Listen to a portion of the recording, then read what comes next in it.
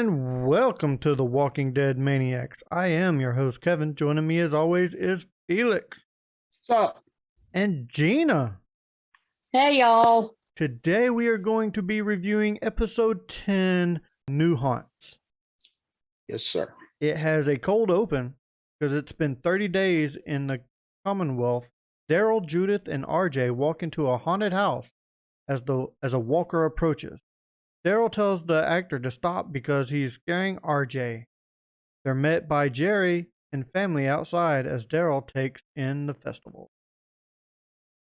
Yeah, that part where they're gonna miss up that kid because he thinks it's a rocker, and then Daryl's all fist bumping him. Yeah, I really don't like the way they're making RJ, because like we were talking our last episode that Judith is, Rick's and Michonne's daughter.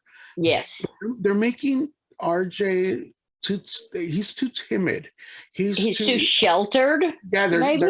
Yeah, that's exactly what I was trying to say. They keep him like they handle him with kid gloves that there's no way he's going to be able to deal with, being out there the way they're making him. Yeah, and I didn't like it just because they were turning it into something that's not supposed to be scary. And RJ, like you said, he's never been around that stuff. And he was scared. But I think that they're teaching him not to be scared, that it's all fun and games like it was in the haunted house. So that bothers me because they need to be teaching him that those are things to be feared from. Yeah. Well, as Carol's serving Judith her baked cookies, Jude makes a friend, May. Carol asks Daryl what his thoughts are on the Commonwealth.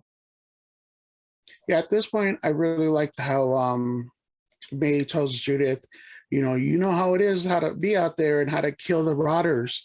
And Judith's like, yeah, like she's like enjoying her time as a kid, though. You really see how she's a kid, but she could turn around and get dirty out there with, the walkers and such.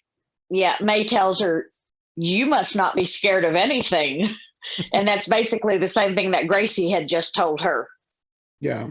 Oh, yeah, that's true. That's true. That's got to be hard for Judith because she doesn't even know how to be her own age. Yeah, I like it when she introduces herself to as Jude. Yes, I liked the name Jude. I like it too, but it's like she's coming into her own. She's getting to that age. Right. Well, Pamela Milton is introduced to a cheering crowd. She presents the costume winner with 10 lottery tickets. Carol mentions that she used to read tabloids and always thought Pamela was a classy woman. Connie, who now works for the Commonwealth newspaper, is very wary of her. Kelly explains to Daryl and Carol that Connie got Pamela's uncle kicked out of the Congress before the world fell. This part, I was sitting back and I'm like, this does not look like The Walking Dead. I know. That was my problem with the whole episode. This was not a Walking Dead episode. It wasn't like Woodbury even. I mean, it didn't even have the same feel as Woodbury. It felt 1950 sitcom unreal. That too. Yes. It did feel a little off, especially with the masquerade ball.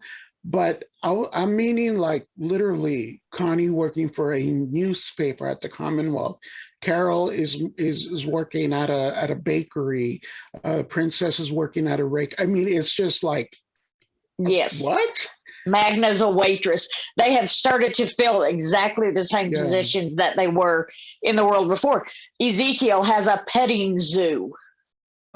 And he was in charge of a zoo. Right. So, I think it was a little off-putting, but I do want to say that Kelly is absolutely beautiful. That was a real shock seeing her in this episode. Done up finally, yeah. Yes, she is a beautiful young lady. Did you see Judith's expression when she tried cotton candy for the first time? Yes, she was just in awe. Well, it just disappeared. Yeah. She was like, wow, where'd that go? Because again, they're not used to this. Right. I think it's important to point out, though, that when Pamela Milton told them who won the costume contest and that it was their very own Mercer, and the little girl came up, the prize was 10 lottery tickets. So the lottery is a big thing in the Commonwealth. That's what I was going to ask you, actually. And thanks for bringing that up, because I forgot. So does like one person get picked out a year, a month, and they get to live in the lavish lifestyle, I'm assuming?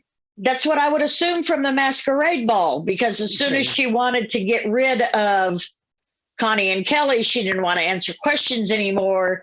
She's like, "Come here, I have somebody I want you to meet." Last year's lottery winner. Yeah, this is her ball and this and that. First one. Yeah. Ezekiel gives Jerry and Nabila's son Ezra Shiva's leash. Carol asks Zeke how he's feeling. Not happy with his answers, she sneaks away into the hospital records room. As she's gone through Zeke's charts, she's interrupted by Tommy, who tells Carol and Zeke doesn't have the time needed. I think that's really cool that Tommy seen that, it's Carol. He knows that's Yumiko's friend, and he didn't try to alert security or anything on that. But my thing is Carol got busted. When has Carol ever gotten busted behind the scene? But when she was talking to Tommy, did you see her face? Yes, the tears. The acting she put on in that scene was, you could tell everything she was thinking. Yes, with just her face and the tears, like you said, from what he was saying. But I want to backtrack just a few minutes. Mm-hmm. I don't know if you noticed, but Ezra and Jerry were both dressed as Shiva. That was their costumes. Yeah. I thought that was pretty amazing. That's why they had the leash, because they were Shiva. Yeah, but it bothered me that Ezekiel gave his leash away. Well, later on, we kind of know why he's given away his possessions. Right, and that breaks my heart. Yeah, because Shiva was everything for him. Right. Daryl and Rosita are in training for the Commonwealth stripe. They're put up against each other to clear out a house. As Rosita's team wins, Mercer tells Daryl that he needs to learn to work as a team. Yeah, I like the fact that Daryl gave Dude the knife and went in and just, took out all the walkers basically with his hands, no weapon or anything. And he got upset because Dude Mercer helped him but he's like, I was there, I was gonna jump in. And with Rosita winning, we're gonna end up disliking her at the end of the I think so. series. In this, just before it ends, before Rick, bites it, Rick kills Dwight, and Dwight is like his Daryl. Right. And in the comic, that's, basically Daryl, and he kills him to save Pamela. I think Rosita's going to be that person that's going to kill whoever has the biggest. I know, that's what I'm saying. We're going to hate her at the end of the season. I hope not, but I think that's what they're trying to show with what is happening with Rosita now. I hope not. But I want to say the best part of this whole thing was Rosita's kill with the leg bone. When she broke that walker's leg and then ripped that bone out and stabbed him in the head, I thought, my God. That reminded me of that scene from Mortal Kombat where he gets the guy's blood and stabs him with his own blood, but he's stabbing him with his own bone that's coming out of his leg. It was a pretty cool kill. Yeah. Well, as Jude and May buy records from Prince's record shop, Carol overhears Max telling Lance that the wine he brought for the masquerade ball wasn't what Pamela wanted. Carol goes out and finds said wine for Lance. Yeah, Carol, knowing that Ezekiel needs the help and knowing that Lance is the guy that could probably help him out, bringing him closer to having the surgery sooner.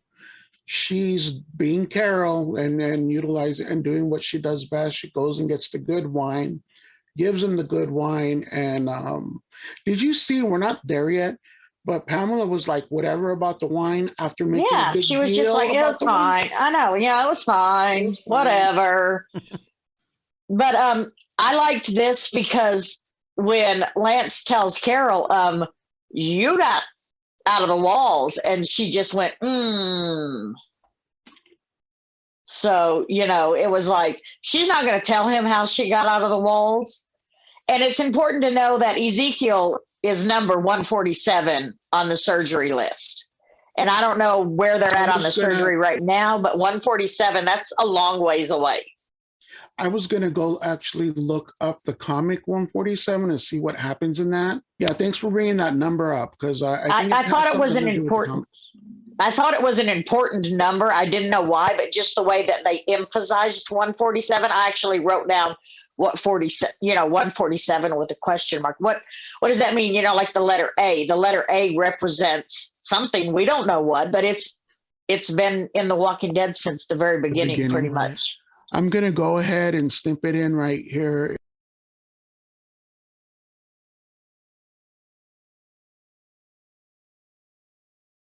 Well, Sebastian takes Daryl for advanced military training. As Sebastian has trouble with his second walker, Daryl shoots it with his crossbow. I thought this was funny.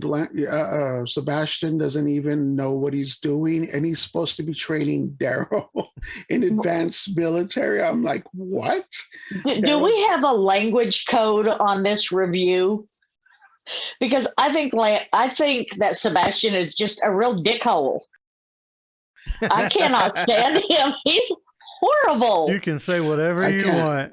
Okay, well, he that's the only thing I can use to describe. He is just a dickhole. He's awful. Is he a porch dick?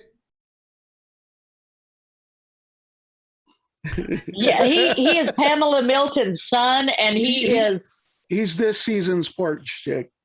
He is worse than Spencer. He is worse than Nicholas. He is worse than Aiden. He is just bad. He's this bad in the comic, and not to keep bringing it up, he's the one that kills Rick in the comic. No, well, I've decided that I have to. They have the compendiums. Yeah. Yes, I've decided that I need all 4 of those. I've told my children. I've got 4 children. I've told them I need these. Y'all decide what order I'm going to get them in. What I've seen about the comics, because I do go online on YouTube, and look at what people say about the comics. I think I would probably enjoy the comics even after watching the show. You will, and the comics are in black and white, so it makes it just that much better. Daryl brings Jude and RJ some dinner.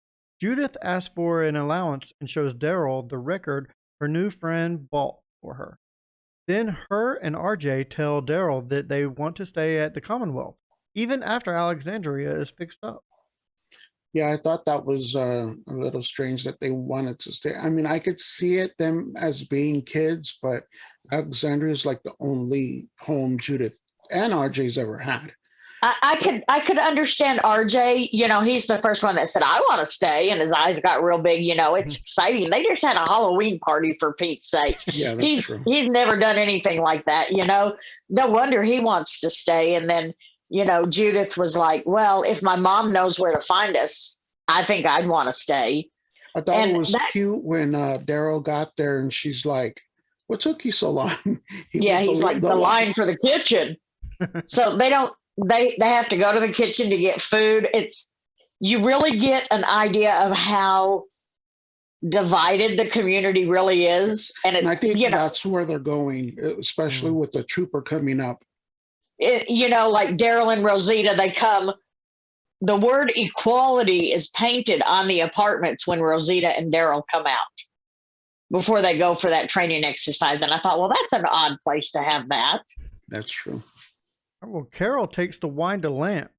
To his amazement, he asks Carol, what does she want? Yeah, I like that when he's like, what do you want? Yeah. This is where she basically tells him, I got a friend that needs your help. So I like the fact that they're teaming up for the next little thing, and that's the next episode. I kind of like. See, I think they're building up Lance to be a sleaze, but I don't think he's going to turn out. I think he's going to be part of the resistance. I hope so, because right now he's just as oily to me. I mean, Yeah. especially when him and Mercer are walking up the red carpet to the masquerade ball and everybody's cheering and Lance He is like, thinks it's for him. oh, look. And then everybody starts going, Mercer, Mercer. And he just rolls his eyes and turns around and walks in because he knows they're not cheering for him.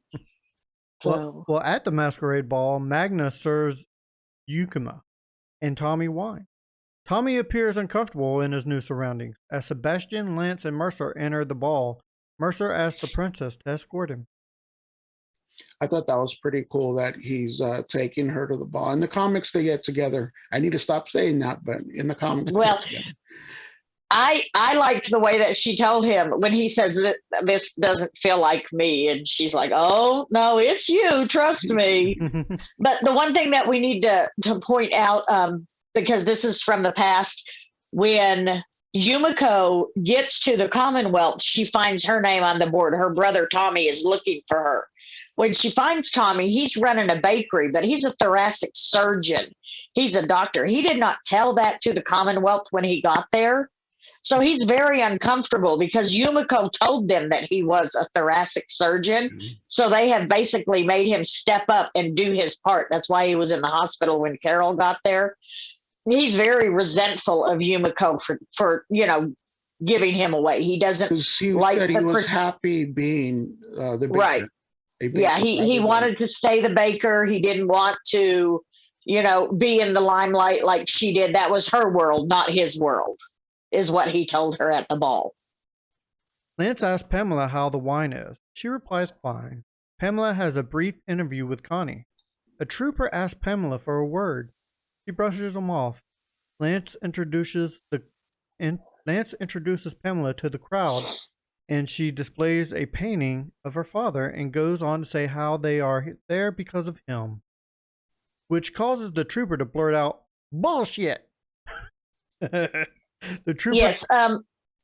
Go ahead. The trooper is he was in the Commonwealth. He was one of their military troopers. Soldier, yeah. And Princess beat the fire out of him in the train car, so he's been demoted because of that. Apparently, that's the feeling that I got. Yeah, when he takes off right after this scene here, Princess is like, Yumiko's like, he looks familiar, and then Princess is like, yeah, I beat the shit out of him. Yeah, kicked his ass in the railroad car. Yeah, says the trooper takes Max hostage. He slashes the painting and runs off. Darryl finds him, but lets Sebastian take credit for the apprehending him. Mercer sends Rosita to talk to Magna and try to find out how the trooper found his way in. This is where we find out that Max is actually Mercer's No, sister. It's not. Yes, well, we find that out in the next episode because Connie tells him, you sister. see that there's the connection. Yeah, right, you see that there's a connection. He's like very concerned. Max is Pamela Milton's assistant, so she's with Pamela all of the time. And when this Tyler Davis, this waiter, takes her hostage, Mercer is like, you can tell there's something going on. And when he cuts the painting with the knife and then has the knife up to her throat and lets her go, Mercer's right there, are you okay? So you had a feeling that there was a connection. I didn't put brother and sister together, but it's cool.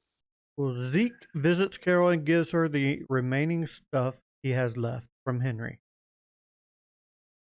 He's giving stuff away again. Yeah, I don't like it. I didn't like it either. That totally, points in the direction where he knows he doesn't have that time.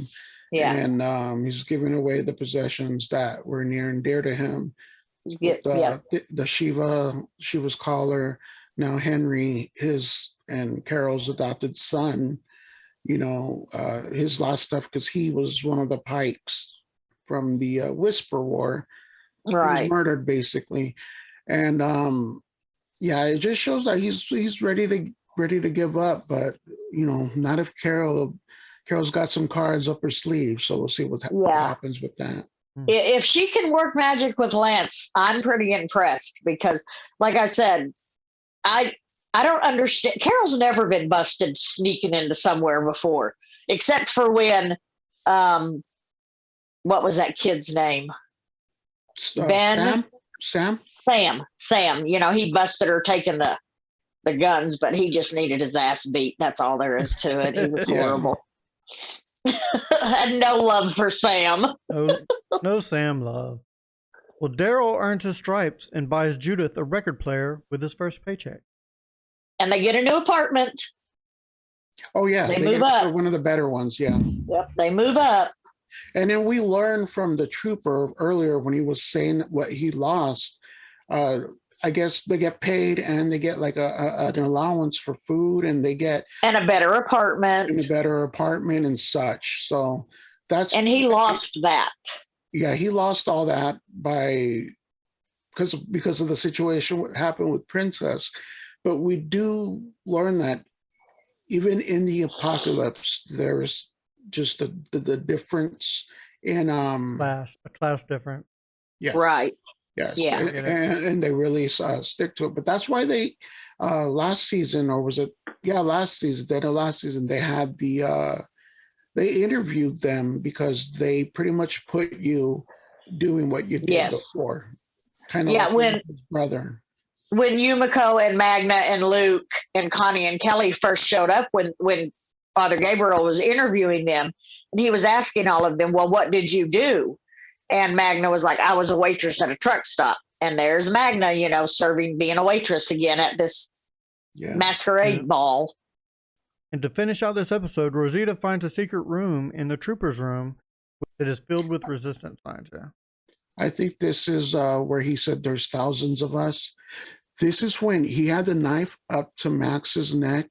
Max whispers, I'm with you. I'm one of you, or something like that. I'm the same as you, something like that. So right there, I think she's even throwing in a little peek that she's part of the resistance. Yeah, I thought of that too. Anymore. And, you know, and I mean, the stuff that he had, it was, you know, flags with blood, with red paint on them and stuff to look like they were shooting people. Yeah. The one sign looked exactly like a CRM, a pilot helmet. It did. I noticed that too. That one I was kind of like, really? So and Rosita pulls her mask off and she's like, what have we gotten ourselves into? And the thing is, does she tell, you know, everyone what she found or not? I don't know. They don't tell us anything about that. This is why I think they're going to break her off. We're not going to like her at the end of the season. Yeah. I'm trying to say. All right, guys. And before we go, we're going to do a quick overview of season 11, episode 11, Rogue Element. Gina, why don't you tell us a little bit about this episode?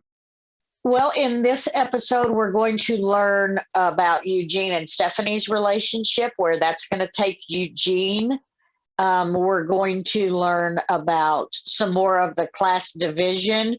We're going to learn who Mercer's sister is, which is pretty exciting. That was a nice plot twist in the next episode.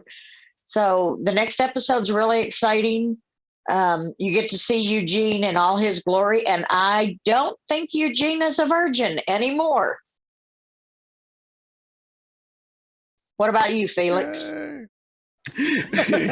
I really think that led to that. The way it started definitely pointed in that direction. Right. It sucks though, because you know Eugene was probably saving it for his real true love.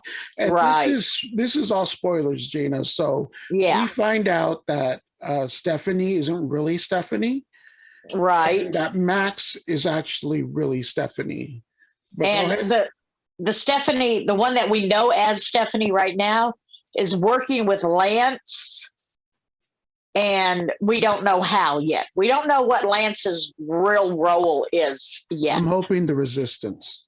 I'm hoping so too, but I didn't like the way he told Eugene. What are you going to do about it, Eugene? Huh? You're going to go tell everybody after you lied to us to get us to help you? What are you going to do? I thought, you dirty dog.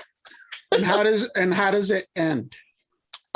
It ends with Max coming to the alley and saying "tater bug," and Eugene says, "Who is this?" And she says, "It's me." And I heard her voice the first time I heard Max's voice. I looked at my daughter and I said, "Nope, That right there's Stephanie. That's Yeah. the lady on the radio. Ah. The Eugene was down in the dumps. It was after he found out everything. He was crying. He was burning his script he was working on. He's burning all the missing posters because he was looking for Stephanie through the whole episode. Mm. And then to have the real Stephanie come up and like they met through a radio. There's the system. radio. And his name was like Taterbug, and hers was I forget what. I but forget yeah, what her name was. That's how Gotcha. she comes up and basically says, "Hey, this is the real me." So Yeah. we'll see what's up. Awesome. All right. Well, I do believe that brings this episode to a close. So, do all the YouTuber things. Give us a like and hit that subscribe button. Hit that bell. So, as we bring this episode to an end, for Gina and Felix, I am Kevin saying, try to stay alive, everybody. See ya. Bye.